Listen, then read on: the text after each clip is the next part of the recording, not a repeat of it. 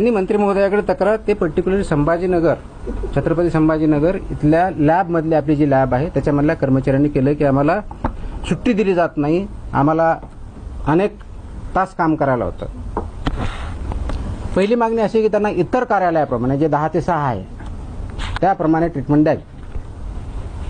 मुळामध्ये लॅब ही इतर कार्यालय नाही. कार्यालय आणि लॅबोरेटरीमध्ये फरक असतो. लॅबोरेटरी ही 24 तास चालणारी संस्था असते, कार्यालय 24 तास चालणारी नसते. जसं की इथलं कार्यालय आहे त्याचा काय 5:45 ते 6:15 वेळ फिक्स आहे, तसा लॅबचा वेळ हा 24 तास असतो, 8 तास नसतो. पण याचा आता कर्मचाऱ्यांनी 24 तास काम करायचं नसतं, त्यांनी 8 तास शिफ्टमध्ये काम करायचं, तर रोज 8च तास करणार आहे. 8 तासावरती कोणाला काम दिलेलं नाही आहे. मग शिफ्ट असतील तर 2 शिफ्ट, प्रत्येक जण एकच शिफ्ट करणार, दिवसातल्या 2 नाही करणार आहे. आठवड्यातले 6 तासच करणार आहे. म्हणजे 48 तासात जो ILOचा नॉर्म आहे त्याच्यावरती कोणी काम करणार नाही.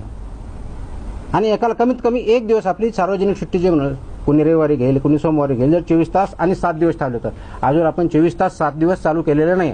आता फक्त 2 शिफ्टमध्ये 6 दिवसच चालू केले आणि गरज पडली तर 24 तास 7 तास करावं लागेल, त्या शिफ्टमध्ये करावं लागेल गरज पडली तर. आणि ते पुढच्या काही काळात होईलच, कारण लॅब ही 24/7 चालणारी गोष्ट आहे. त्या दृष्टीनं लॅब, प्रायव्हेट लॅब बघा किंवा गव्हर्नमेंटच्या वेळी त्याला तशाच प्रमाणे चालतात. त्याच्यामुळे पहिली मागणी त्यांची अत्यंत चुकीची आहे, त्याच्यामुळे ती होऊ शकत नाही. दुसरी मागणी जी आहे की त्यांना 10 ते 6 ही वेळ पाहावी, ते होऊ शकत नाही, कारण लॅबचा जो टायमिंग आहे शिफ्टनुसार 8 तासानुसार होईल. तिसरी मागणी जी आहे की आम्हाला सुट्ट्या, आठवड्यातली 1 सुट्टी तुम्हाला भेटते, त्याच्यामुळे तिथं हे काही क्वेश्चन नाही आहे. त्याच्यामुळे त्यांचे काही गैरसमज झाले असतील ते पुढच्या काही काळामध्ये दूर होतील. आता तिथं व्यवस्थितपणे चाललेलं आहे.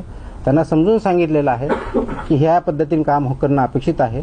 आणि ज्यांना शासन नियमानुसार काम करायचं नाही, they are free to resign and go.